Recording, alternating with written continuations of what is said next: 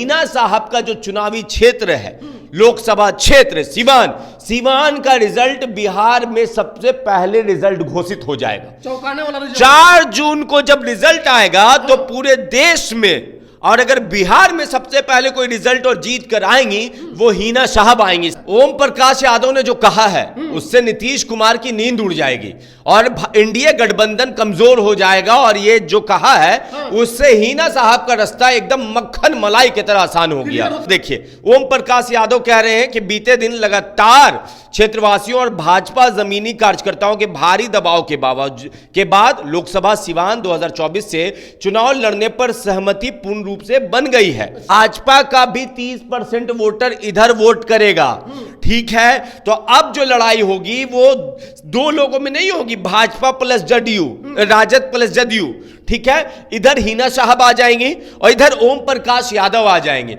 अब ओम प्रकाश यादव 1.5 लाख वोट भी काट लेते हैं तो खेला हो गया।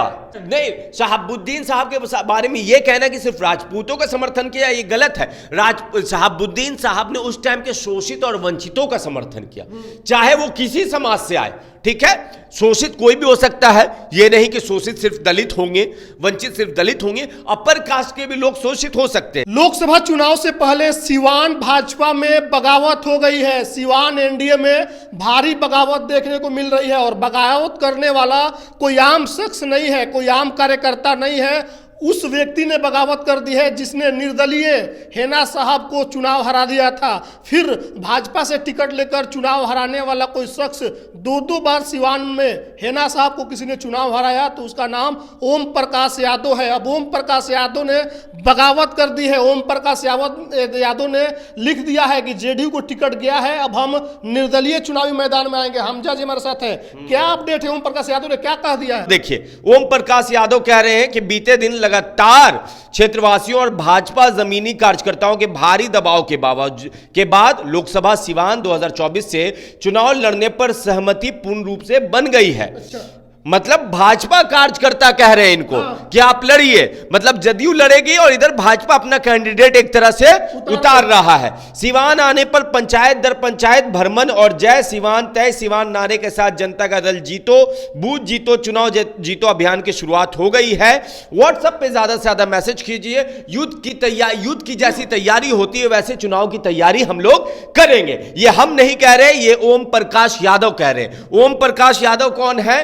वो शख्स जिसने निर्दलीय एक बार हिना साहब को हराया, दूसरी बार भाजपा से टिकट मिला तो हरा दिया। अब समझिए, यह शख्सियत के पास अकेले 3 लाख से प्लस का वोट है, और यह शख्स कह रहा है कि हमको भाजपा कार्यकर्ता कह रहे हैं। भाजपा कार्यकर्ता कह रहे हैं, मतलब नीतीश कुमार और भाजपा में एकदम एक तरह का आसपास में तालमेल नहीं बैठ रहा है। अब इससे फायदा क्या होगा, एक एक करके आपको फायदा होगा ये बताइए जी। फायदा होगा, ओसामा साहब, हिना साहब चुनाव लड़ने की घोषणा कर चुकी हैं। वो बोल दें कि हम चुनाव लड़ेंगे। अब चुनाव लड़ेंगी। लोग कह रहे थे कि भाई मुस्लिम वोट आएगा, इधर से दूसरा वोट आएगा कि नहीं आएगा। अब सोचिए कि नीतीश कुमार उतारेंगे, कुशवाहा जाति को उतारने जा रहे हैं। अति पिछड़ा की बात चल रही है, अति पिछड़ा वोट उधर चला जाएगा। अगर लालू यादव सीट दे देते हैं इनको, क्या नाम है, हिना साहब को, तो भी जीत रही है। अगर नहीं देते हैं तो आप समझिए लेफ्ट और यादव समर्थन का जो वोट है लालू यादव के पास, यादव वोट तो लालू यादव, और लेफ्ट का गठबंधन है तो भी लालू यादव के साथ। अपर कास्ट वोट चला जाएगा, इधर जेडीयू के पास चला जाएगा। अब ओम प्रकाश यादव जमीनी नेता है, समझिए। लोकसभा क्षेत्र, वो भी सिवान में निर्दलीय हिना साहब को हराना, शहाबुद्दीन की बीवी को हराना, जिसमें तूती बोलता था। तो ओम प्रकाश यादव के साथ यादव है, ठीक है। ओम प्रकाश यादव के साथ भाजपा के लोग भी हैं। पढ़िए लाइन कि भाजपा जमीनी कार्यकर्ताओं के दबाव में, मतलब भाजपा का भी 30% वोटर इधर वोट करेगा, ठीक है। तो अब जो लड़ाई होगी वो 2 लोगों में नहीं होगी, भाजपा प्लस जदयू, राजद प्लस जदयू, ठीक है। इधर हिना साहब आ जाएंगे और इधर ओम प्रकाश यादव आ जाएंगे। अब ओम प्रकाश यादव 1.5 लाख वोट भी काट लेते हैं तो खेला हो गया। साहब।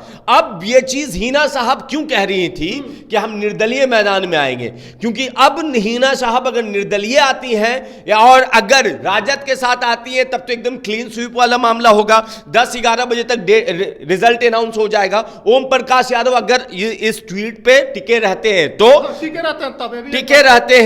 10-11 बजे तक डेट अनाउंस हो जाएगा, और नहीं भी टिके रहते हैं तो हीना साहब का जो चुनावी क्षेत्र है, लोकसभा क्षेत्र सीवान का रिजल्ट बिहार में सबसे पहले रिजल्ट घोषित हो जाएगा। चौंकाने वाला रिजल्ट 4 जून को जब रिजल्ट आएगा तो पूरे देश में, और अगर बिहार में सबसे पहले कोई रिजल्ट और जीत कर आएंगी वो हीना साहब आएंगी इस समीकरण। ये किस बात पर कह रहे हैं? ये कहां से आंकड़ा है? ये कहां से भाई? 4 जगह वोट हो जाएगा, बढ़ जाएगा। आप समझिए, अति पिछड़ा वोट नीतीश जी के साथ जाएगा, भाजपा का 40-50% वोट नीतीश जी के साथ, यादव और लेफ्ट वाला वोट लालू यादव के साथ चला जाएगा। 1.5 लाख वोट ओम प्रकाश यादव लाएंगे, मगर अगर ओम प्रकाश यादव ने 1.5 लाख वोट लाया तो नीतीश कुमार को 3 लाख का नुकसान है। बिल्कुल समझिए, और आरजेडी को 60,000 का, क्योंकि उसमें 40,000 यादव भी वोट करेंगे।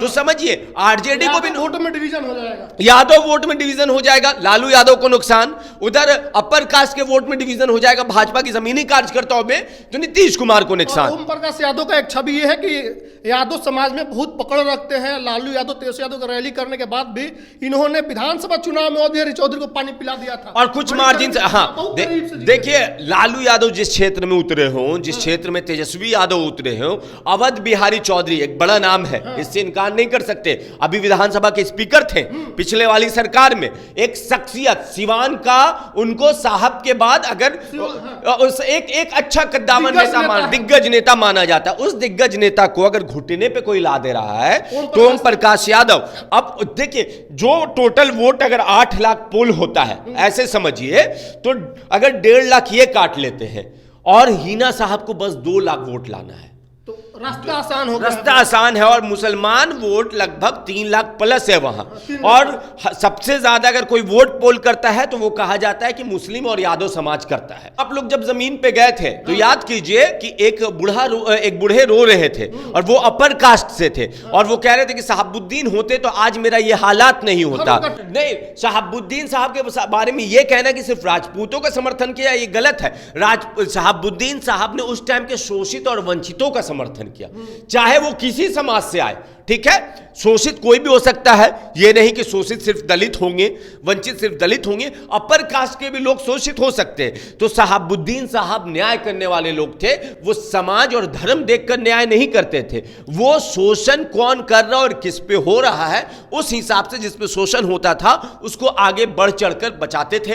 बाकी अब आप याद कर लीजिए और इस वीडियो को लिख लीजिए और कहीं सेव कर लीजिए जो वीडियो देख रहे हैं, कि अगर ओम प्रकाश यादव मैदान में उतर जाते हैं तो 12 बजे तक याद कर लीजिए कि हीना साहब जीत कर आ जाएंगी और ओम प्रकाश यादव सेकंड नंबर पे रहेंगे। ओम प्रकाश यादव अपने बयानों पर कितना टिके रहते हैं, क्या वो लोकसभा चुनाव लड़ेंगे? क्योंकि उन्होंने कह दिया है कि आम कार्यकर्ताओं का ये मांग है कि आप चुनावी मैदान में आइए। ओम प्रकाश यादव जीते हुए कैंडिडेट थे, 2019 में उनका सीट काट करके जदयू को दे दिया गया था, कविता सिंह को दे दिया गया था, और इस बार ऐसा चर्चा है कि कविता सिंह का टिकट कट रहा है।